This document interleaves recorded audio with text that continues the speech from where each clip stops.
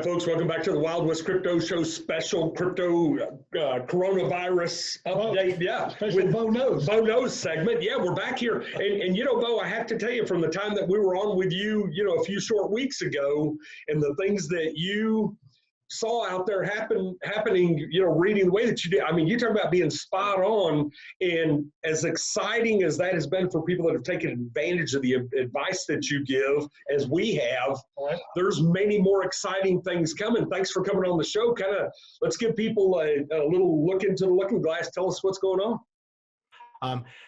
Actually, the most incredible thing happened this week. If you recall our last interview, and on the Greg Hunter show also, I did an interview and I posted charts. We talked about Daniel's timeline and the 1,260-day cycle from the date of Trump's election. Right. 1,260 days forward took it to April 21st of this past week, April 21st. Now, if you look at that cycle, based on Israel time, April 21st would have been the close of trade, April 20th here in the US. Do you realize that it was the first time in history that oil went to zero? Actually, it went negative 438 points. They would actually pay you, in theory, to take a barrel of oil. So that cycle from his election to oil going to zero or under zero was precisely, not almost, precisely 1,260 days to the mark. Now, when I did the interview with you guys, I didn't know what the event was going to be, but come on, that event is epic. The fact that oil went to zero on the day of 1260 is biblical, is incredible, is beyond any mathematical calculation that an event like that, because oil's never in the history, ever in history, ever done that. So that just shows you the accuracy of these biblical cycles and how they can, we don't know events that are going to precede or going to line up with them. Now this cycle's not over yet, because that cycle can go foreshadowed forward 7 days or backward 7 days. So basically between now into the end of April, the cycle's not over yet. So we're still expecting, I'm still expecting some substantial shift or changes in our world into next week yet. Yeah. And so then as May rolls along, we're supposed to kind of get into this transition zone to this new era in time, because the Daniel cycle is 1,260 days. Then it has a 30-day window, and then the 1,260 days starts again. Okay. So the 1,260, and again, I'm not making this up. This is Daniel's timeline. So oil went to zero at 1,260. Now we have a 30-day window in the cycle, followed by the start of the next 1,260 cycle.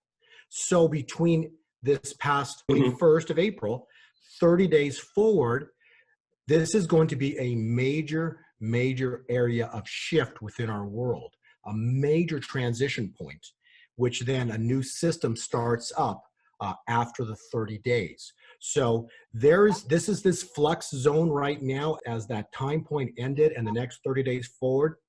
Expect massive or very dramatic changes in our world, and that directly relates to gold, silver, and yes, absolutely cryptocurrencies. You bet. So very, very important point in time. That deflationary event of March will go down in history. When I say deflationary event, the stock market crash, which took down oil, oil, but basically the cryptocurrencies, took down gold and silver. That deflationary event of March will go down in history as the pivotal point that changed our world into the future. So now we have this flux point, this area of 30 days between now and to May, and then beginning as that 30 days starts and then goes into June, July, the next few months forward, expect our world to dramatically be different. I believe that's where we're going to start to see things like hyperinflation kicking into gear like we've never seen before. And that cycle point, the long-term cycle point that I have on my website, The gold cycle time point takes us all the way into September, end of September. So the world should be in a situation, so by the end of September, we're sitting in a dramatic place where we actually it's very apparent that hyperinflation is here. Yeah, and you know, Bo, there is still, it's funny, the timeliness of the things that we talk about when you're on here. I mean, there are still people, we've been investing in cryptos. It is one of the hedges, and gold and silver, as you said. It isn't like people missed the mark. There's still opportunities, but you better start, you better get into this pretty quickly. And of course, one of the things that you mentioned, talking about oil fall, oil has created, it's been the single vehicle that has created more global wealth than any other individual thing has. And for it to go and gone below zero, like it is an epic event, Well, is it safe to say that when you have this kind of paradigm shift, is kind of the way that I've been phrasing it, and new era is what you're talking about. But at this inflection point, things have kind of all receded here. But now what's going to happen is you're going to start to see one go up and one go down, and decoupling of things, and things are going to change, aren't they? Yes. So that was what we kind of talked about earlier. So this is like a really interesting point. I study cycles. I go back in time. I look at history, because history tells you what's happening into the future. Biblically, that which has been will be again. History tends to replay itself. So if we look at the crash of 1929, it had two legs down. Mm-hmm. First leg, and these are factual comments I'm making, the first leg down took down gold with it. Okay. The second, and the mining stocks, but basically everything. It was a deflationary event. Okay.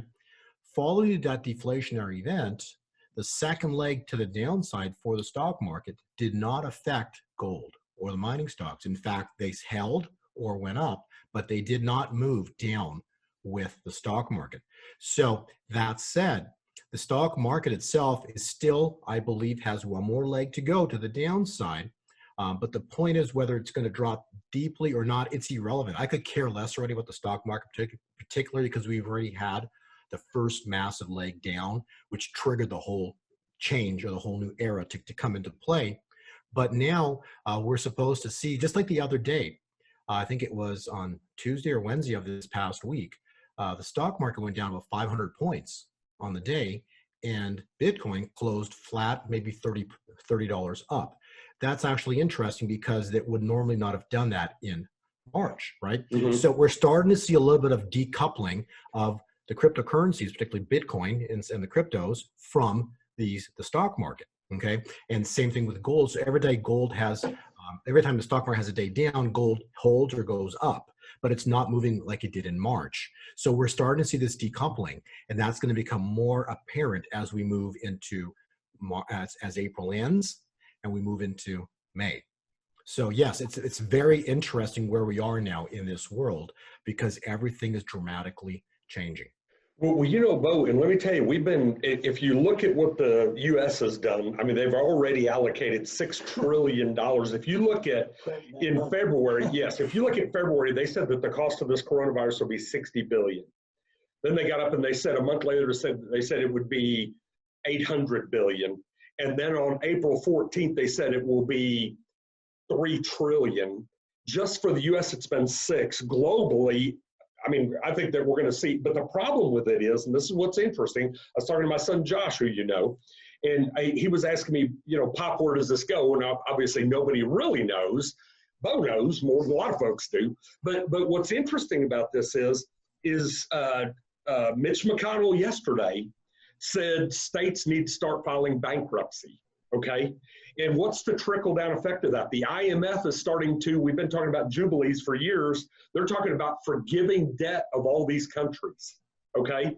When the states file bankruptcy, who are they protecting themselves against? The creditor, it's all these small businesses. So the states go down, takes down business, and the trickle-down effect of this, we don't even know. What I find interesting and what I speculate is that when people really understand that all of a sudden this fiat money is going to be just like what Zimbabwe or Venezuela, So where is that currency?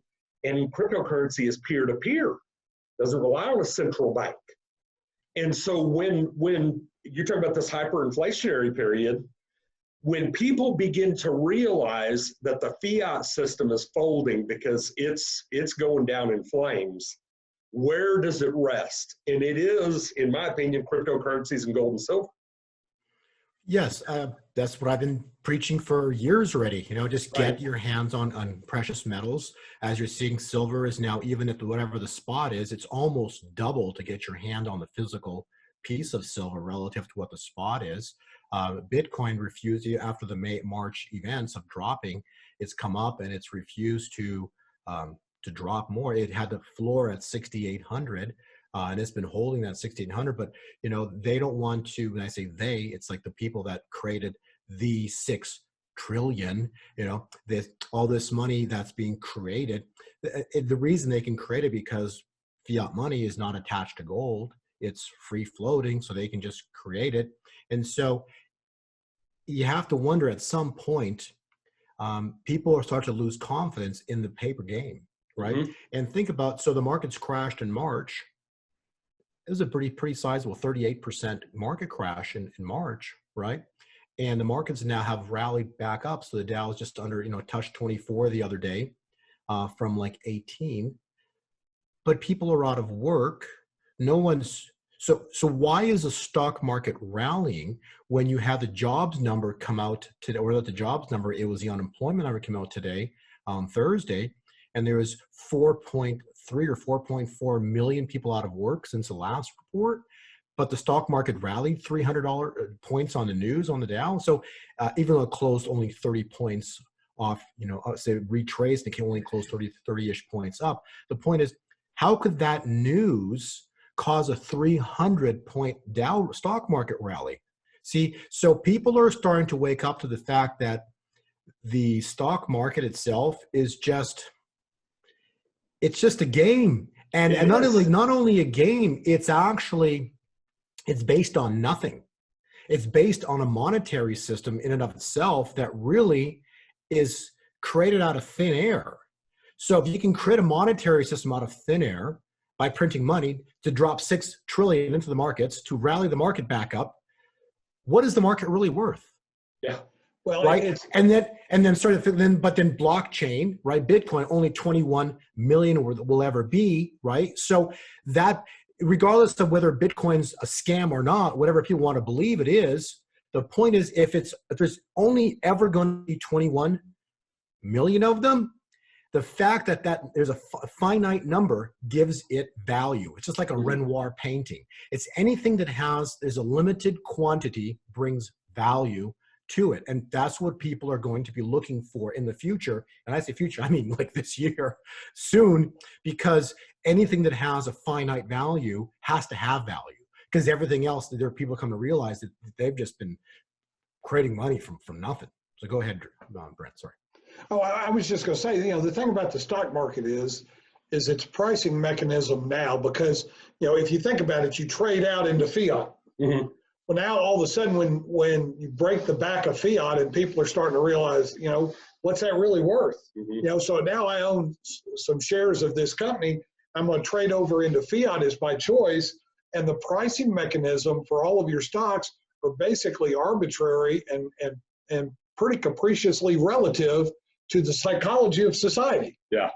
And so now, you know, you don't even get dividends anymore.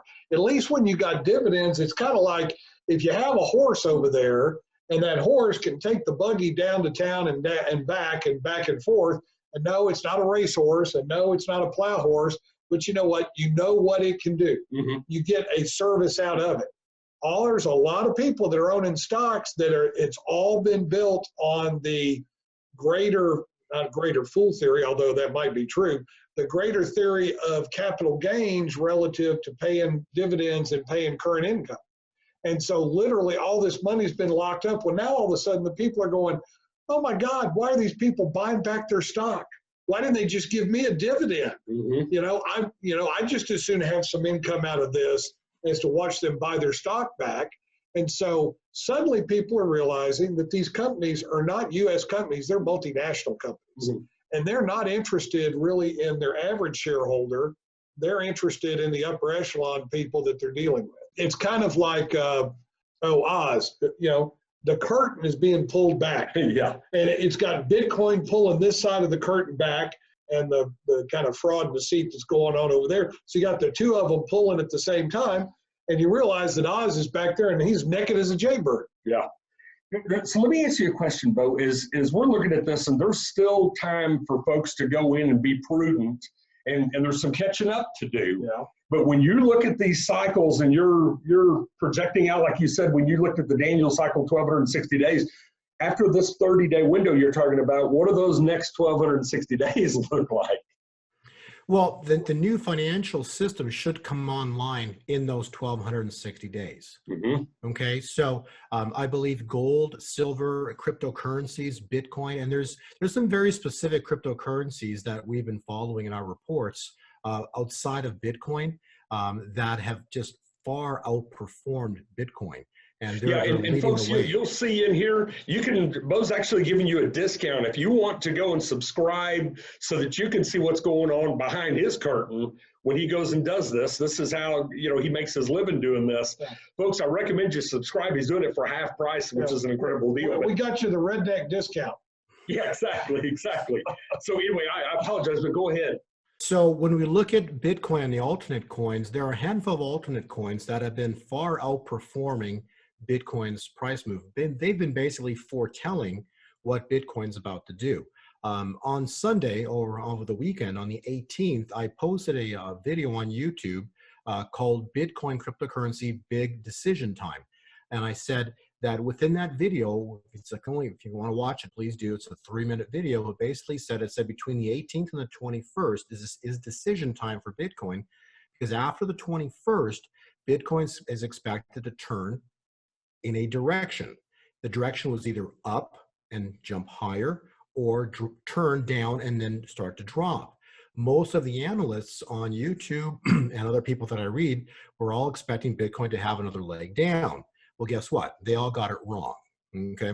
Those who had our analysis, our cycle analysis, because cycles, they are written forward into the future. So we knew that per the cycle, right around the 22nd, Bitcoin would turn up. And guess what? The analysis was 100% correct.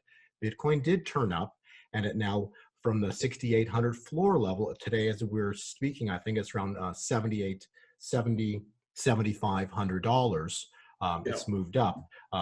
It's so from the $7,500, it's going to keep moving higher. And again, they're manipulating cryptos, gold and silver. They don't want cryptos, Bitcoin, gold and silver to go up in price. So it's going to jump with gold and silver. They're going to smash it down. The cycle indicates there's 3 moves coming that we're expecting. And so, but then there's sharp drops. So it's a scary time to be, you know, if you want to be trading it, you got to be careful because there's going to be sharp jumps, sharp drops. But all I can tell you is from the March low, which was, I think, at $3,850 in March, that was the low. Mm-hmm. Okay. And so people were always looking for Bitcoin in March had the possibility into the end of March per the cycle for a potential second leg down. It didn't happen. I was waiting for that. It never happened. So as of the end of March, that was it. My subscription basically wrote no more probability for a lower leg, and you need to get in. And that's been holding on, that we've had that written since the start of April. So Bitcoin has regardless of it, they've been holding it. The next possible move that we were looking for to the upside looks like it was right on the money there. It started right around the 24th, started on the 21st per the last video that I wrote. So Bitcoin, yes, did turn up, and we should see some good times ahead, but a lot of volatility. It's going to go up, smash it down. So they've got a lot of volatility coming. So folks, one of the things I find very interesting about Bo, besides I just like the guy, and when we met him and his wife in Vegas, sure. I like her a little bit better, but yeah. Well, no, but I mean, they're delightful folks. But the interesting thing is, there's the typical Elliott wave, which is 3 moves up and 2 waves down. There's a lot of technical analysis that plugs right in with Bo's deal.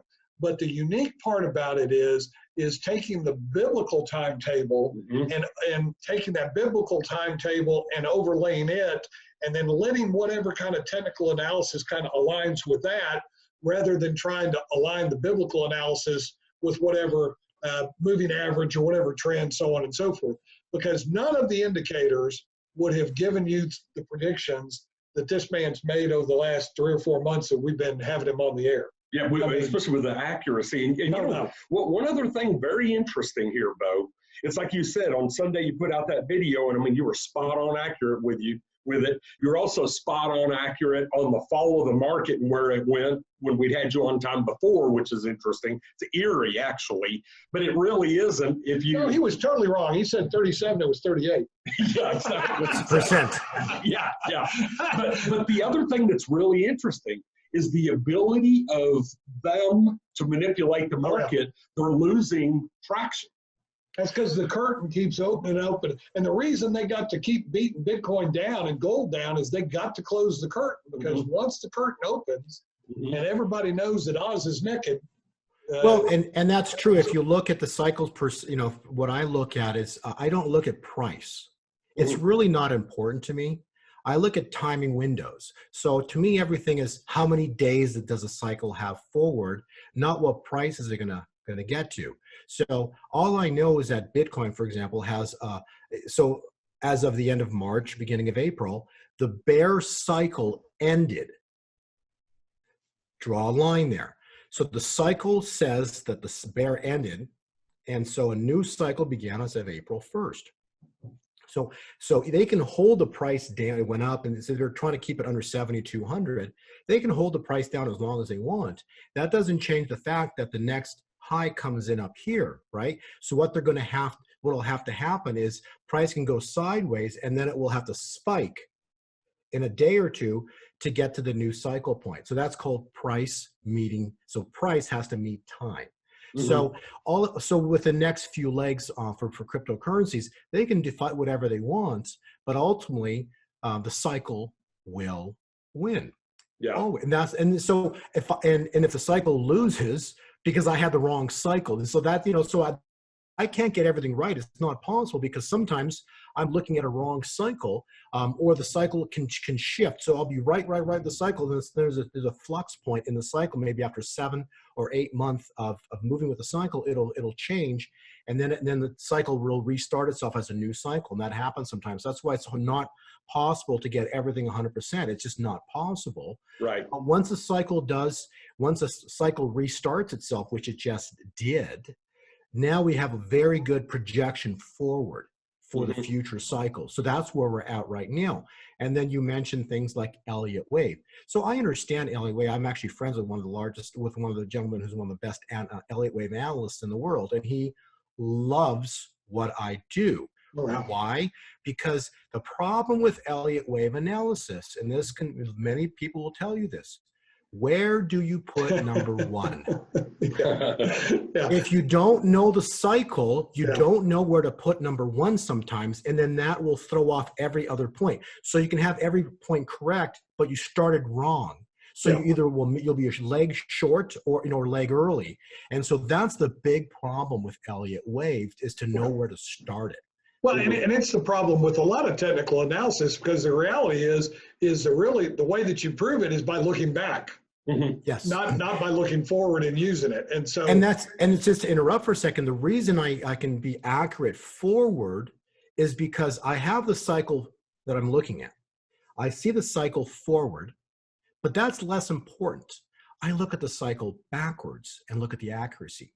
And so if I look at present day and then the cycle itself, and if the cycle is extremely accurate backwards, the more accurate it is backwards, the higher probability of it being extremely accurate forward. So that's why, backwards is more important than it is forward, but you have to have the correct cycle to be looking at.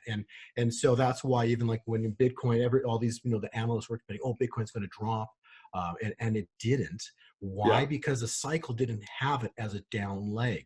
The cycle was crystal clear that Bitcoin was going to turn up in April.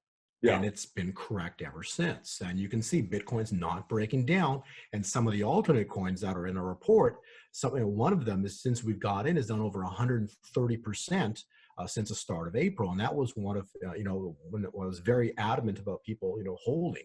So, and there's a lot more to come, in that coin and other coins as well, too. So we're just starting. So to think that you're late in the game, not even close, because this is a multi-year bull market that's coming. Right. And so the sooner you get in on the better off you be. Precisely on silver and gold, especially silver, okay? Yeah.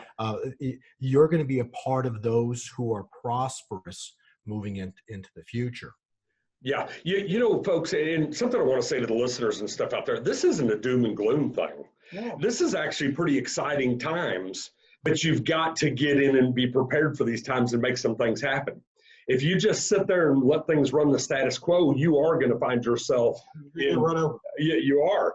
And so so pay attention and then do the things and be prudent the things you do your own research. But I have to tell you, it's folks like Bo, and that's why we love having you on here. And more, all of a sudden, the righter you are, the more accurate you are, the clearer people listen. And you do your cryptocurrency stuff, but I mean, there are things that you go and tell people using these same techniques that transcend a variety of different markets, gold and silver, stock, and other things, like you said. So yeah, I follow the stock market, but that's less important to me. I don't do an analysis on that. Right. To me, most important is the things that are important. Yeah. Silver. Yeah. Cryptocurrencies, because both of those asset classes I consider things that will transition your current situation into this new era in time. Okay, so if my thought is silver as an example, presently under $20. I believe very soon silver will be 100. Maybe shortly after that, 200 or 300, maybe up to 400 to 500, maybe even 1,000. And I say maybe the probability is extremely high for that to happen. It doesn't have to happen. 1,000 doesn't have to happen this year or next year, but it's not far off. Now, if you invest, if someone goes ahead and buys, holds silver as an example, even if hyperinflation hits and gets really pricey, everything, bread, milk, everything gets very expensive. When silver is at $1,000 an ounce, that makes the loaf of bread really inexpensive. That makes the milk really inexpensive. So, that issue, that fact that you're holding precious metals or Bitcoins at $100,000, even if milk is $15 a gallon, you don't care, because you have a Bitcoin which is worth $100,000. You see, so this is not doom and gloom, like you said, Drew. Not at all. Yeah. Just being smart. Yeah. The only time it should be a doom and gloom situation is because you don't have faith, in Christ, and these are biblical times. Right. So if you don't have faith, and then you don't want to listen because you know everything, and you're just going to keep playing the paper game because it's worked and for all your prior family generations, and you don't want to, it's like, no, what they're saying doesn't make sense. I'm going to keep playing the paper game. That's fine. That's your choice. But anybody who understands history knows that, billionaires who have large amounts of money, and I know a handful of them, okay, these people all have a chunk of their portfolio in gold, okay? More and more. More and more, right. So it's just, so this is not doom and gloom. No. The reason I like speaking with you guys, because you guys totally understand it. You're way up, in terms of an understanding of what's going on in the world.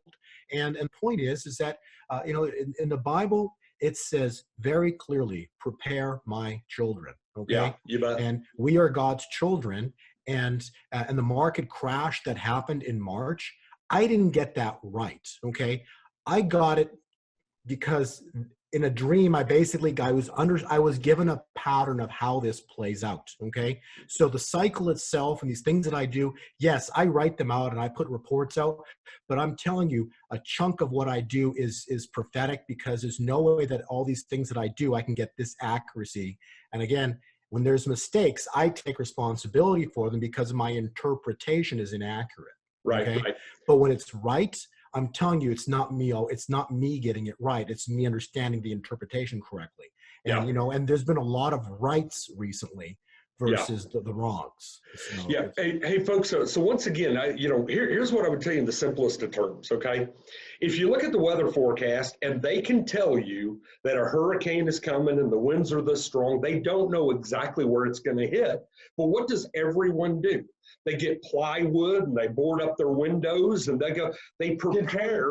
They get toilet paper. Yeah, they prepare for this upcoming calamity. Some of them fall short. Some of them land somewhere they didn't. If you look at this exactly the same way, because exactly like Bo said, spot price on silver right now is about $15. Okay, if in fact, which I believe, it's going to go to that $30, $100, $200, $300, $500, maybe $1,000. But today, every one of you could go out there and buy 50 ounces of gold for no real money. Silver. Yeah, if you 50 ounces of silver. 50 ounces of silver, not 50 ounces of gold. Yes. Yes. No. Yeah. Silver. Gold gets to real money. Yeah. Gold gets to real money. But my point being, and in my opinion, I think silver will see a greater climb. But you could go out with $1,000. If you bought $1,000 worth of silver today, just to hedge your bet, you're actually going to be in pretty good shape when some of these things come to pass. And I believe they're going to come to pass. So be prepared, just like you were if the weatherman told you storm's going to hit the coast. Well, and I wanted to tell you, this is an important thing to consider, okay? We speak about silver, and the reason I speak about silver is because, number one, it's the money of the people. Gold's always been the money of kings, okay? Mm-hmm. And silver is the money of people. Silver in and of itself typically comes out of the ground, okay? Some are in the ratio of 10 to 1. Now, some say it's 8 to 1. For every ounce of gold you might get 8 ounces of silver. Some say for every ounce of gold, you might get 15 ounces of silver, okay? So let's just say it's an average of 10 to 1. Right now, the ratio is 100 to 1. So they have manipulated the price of silver 10 times more than the price of gold. Mm-hmm. So when this event goes down, gold is going to go off as the prophetic word is, gold is going to go off the charts. In other words, straight up. Mm-hmm. When that happens, silver is going to go insane. Okay, mm-hmm. Because silver is going to narrow the ratio. So whatever gold does, silver is going to do and multiply. Mm-hmm. Yeah, that's the reason. It's, in my opinion, is gold's great hedge. But if you're looking to hedge your bet and you have like you said, $1,000 to spend, I think what you suggested is, Drew, is it's smart, because even an ounce of gold right now is 1,800, right? Right. So you can buy 10 times coming out of the ground, 10 times more silver than you could gold relative to the ratio right now. Mm-hmm, mm-hmm. So absolutely.